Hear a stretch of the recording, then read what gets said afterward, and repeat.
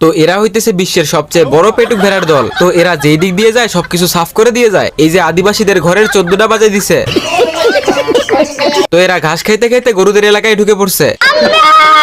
তো একটা গরু এসে তার মালিককে বলতেছে আমাদের সব ঘাস খেয়ে নিচ্ছে ভেড়ার দল। আমি বিশ্বাস করি না, আমি বিশ্বাস করি না। তোর মরণের চুলকানি উঠছে।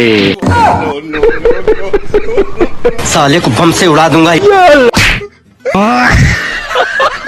এই বলদে গেছে ভেড়ার ঘাস খাওয়া আটকাইতে। ভেড়া বলদের চামড়া বাদে সবকিছু খেয়ে চলে গেছে।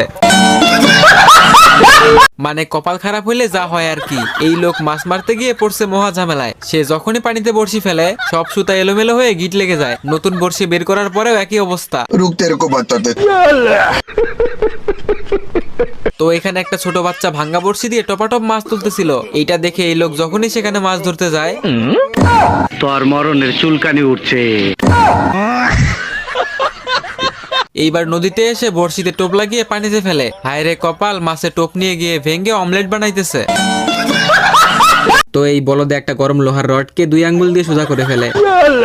তো রড গিয়ে গাড়ির চাকায় আটকে যায়। ওরে চাকা দেখি একাই গাড়িতে লেগে গেছে, কিন্তু কথা হচ্ছে চাকার নাটটা লাগাইলো কে ভাই?